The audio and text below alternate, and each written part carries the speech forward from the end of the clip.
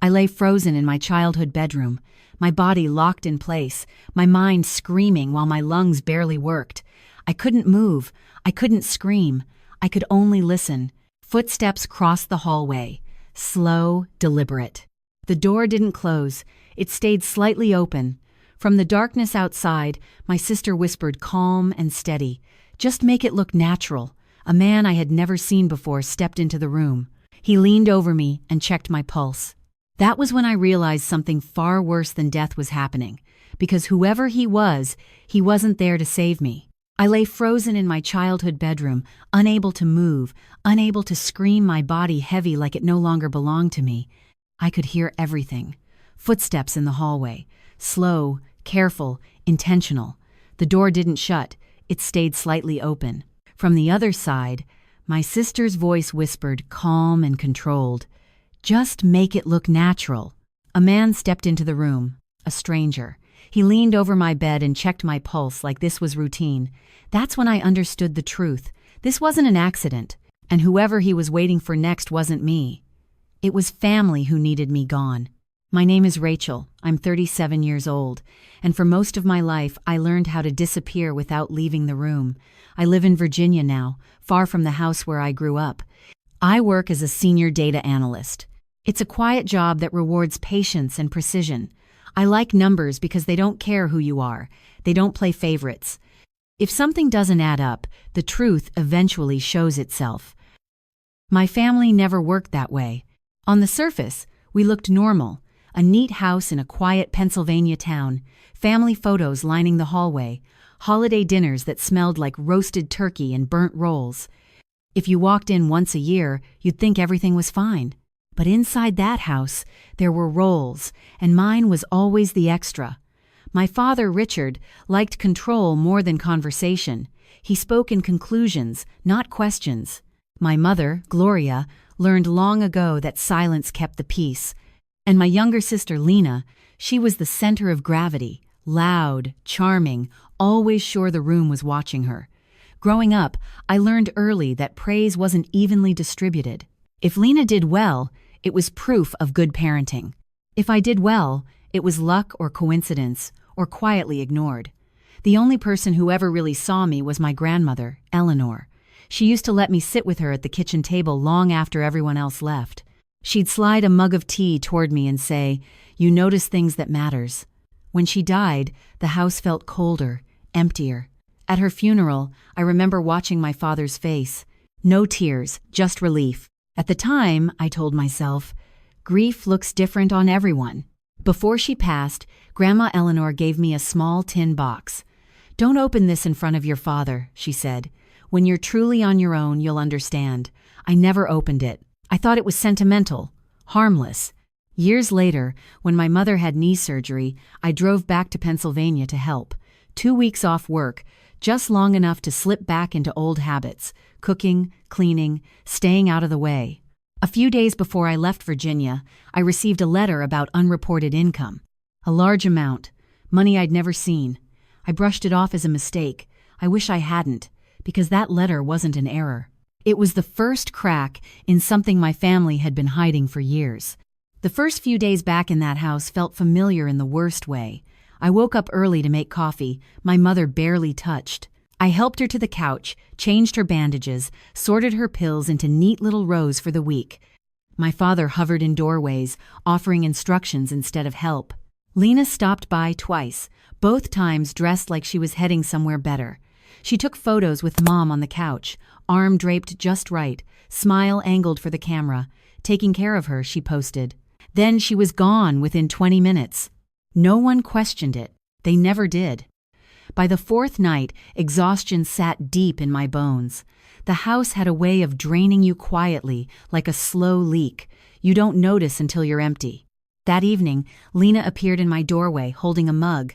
"You've been doing a lot," she said, softer than I'd heard her sound in years. "This will help you sleep." The tea smelled faintly sweet.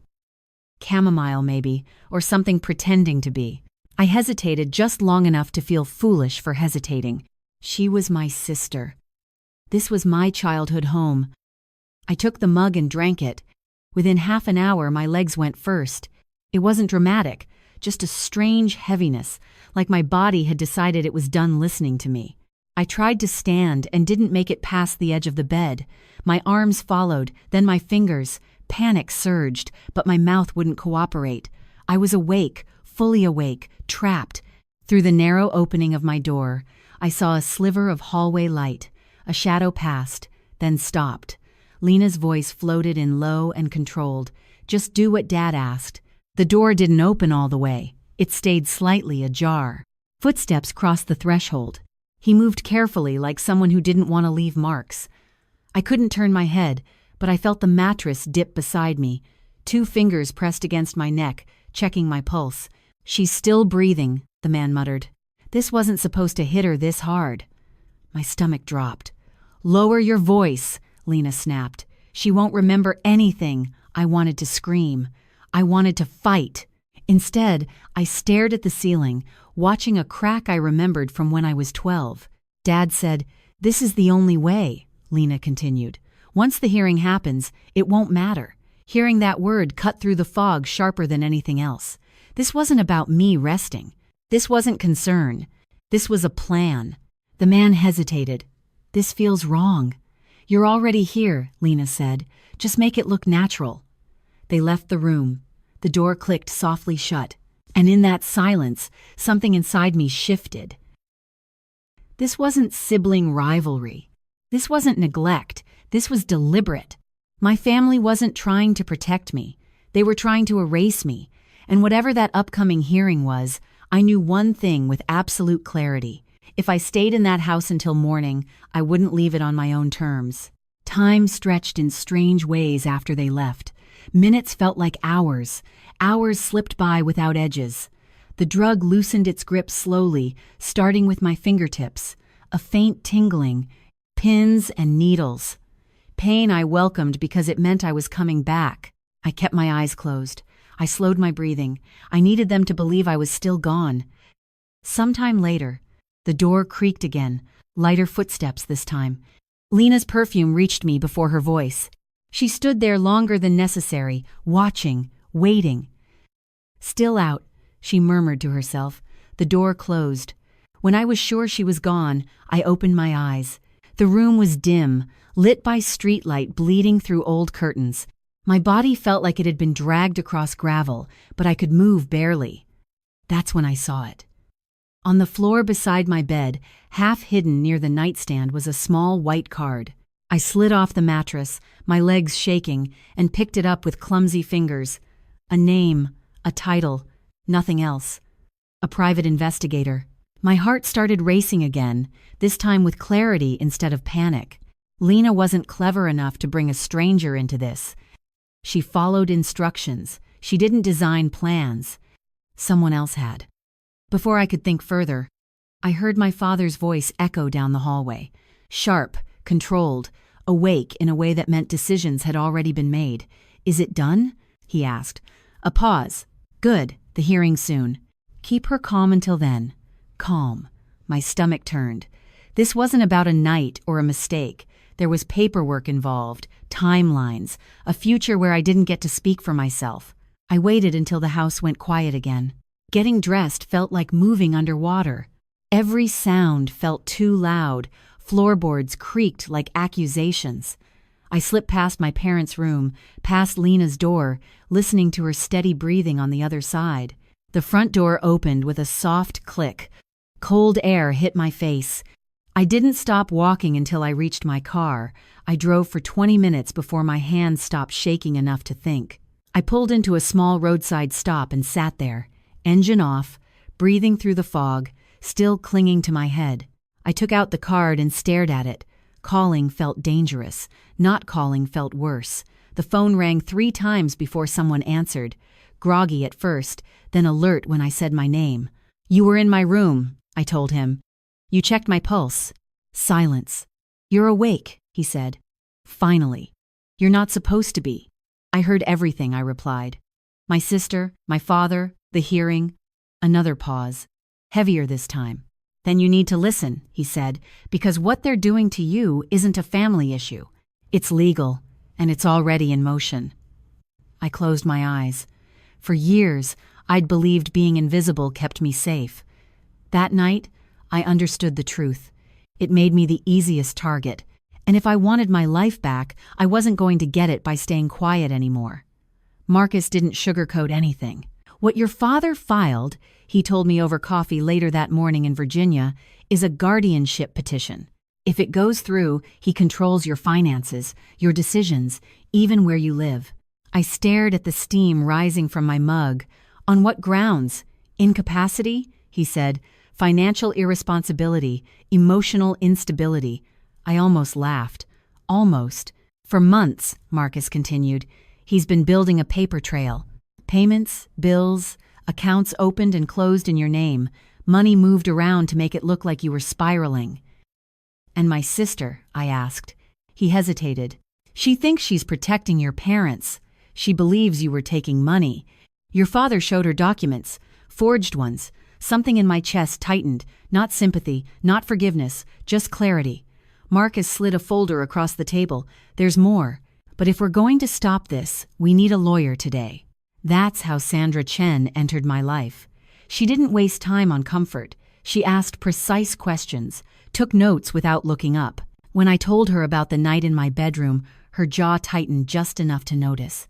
This isn't just financial abuse, she said. It's coercive control, and the timing matters. When is the hearing Friday? I said. She checked her watch. Then we work fast. That afternoon, back in my apartment, I finally opened the tin box my grandmother had given me. Inside was a folded document and a letter yellowed at the edges. Her handwriting was shaky but unmistakable. She wrote about my father filing false statements after her death, about money that was supposed to go to me, about her fear that he'd never stop if no one challenged him. The document underneath was her original will. Sandra read it twice, then she exhaled slowly. This changes everything. By Thursday night, we had assembled the story my father never thought I'd be able to tell. Records showing the flow of money, proof the accounts tied back to him, a timeline that made his narrative collapse under its own weight. Friday morning, I walked into the courthouse wearing a navy suit I'd owned for years, but never felt ready to wear. My father was already there, seated confidently, arm draped over the back of the chair like he owned the room. My mother sat beside him, hands folded, eyes down. Lena was nowhere to be seen. Richard looked up when I entered. For the first time in my life, he didn't hide his shock. "You shouldn't be here," he said quietly as I passed. I didn't respond. I sat down next to Sandra and placed my hands flat on the table. They didn't shake. The hearing started the way he expected. His attorney spoke about concern, about family, about a daughter who had lost her way. Documents were passed forward, carefully curated, selective. Then Sandra stood. She didn't raise her voice. She didn't rush. She pointed out the incorrect address listed as my residence, the missing notifications, the unusual timing of financial movements. She used the word misrepresentation, then manipulation, then fraud. The judge's expression changed. Sandra asked that the court review the original will, submit it into evidence. She explained how the funds my father claimed I had mishandled were never mine to begin with. Finally, she asked me to speak. I answered every question clearly. My job, my budget, my savings, my understanding of my own affairs. The evaluator looked confused. Why was this petition filed at all? The room went quiet. The judge dismissed the guardianship petition on the spot and ordered a formal investigation into how it had been filed. Richard stood up too quickly. "This is a misunderstanding." "Sit down," the judge said. I watched something crumble in him then, not fear of consequences, fear of exposure. Outside the courtroom, Lena found me. Her face was pale. "You lied," she said. "You let us think." "No," I replied. "I stopped correcting you." She opened her mouth to argue, closed it again. For the first time, she looked unsure of which script to follow. Over the next weeks, the truth came out piece by piece. Investigators traced the money, the forged signatures, the accounts linked back to my father. Everything he'd accused me of doing, he'd been doing himself. When the charges were filed, he didn't call me. He didn't apologize. He claimed I'd manipulated everyone against him. At his sentencing, he spoke once. "My daughter is unstable," he said. She's always been jealous. The judge listened, then responded calmly. The evidence suggests otherwise. The sentence was handed down, a long one. Lena's case followed. The court acknowledged her role and her reliance on what she'd been told. She received probation and mandatory counseling. She approached me afterward, eyes red. "I didn't know," she whispered. "I thought I was helping."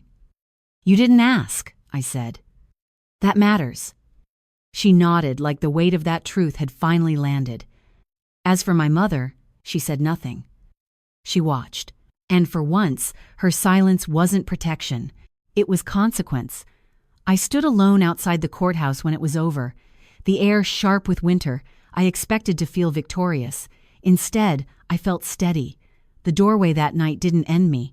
It revealed them. And for the first time, I wasn't walking away invisible. The weeks after the hearing moved quietly, like the world was exhaling after holding its breath too long.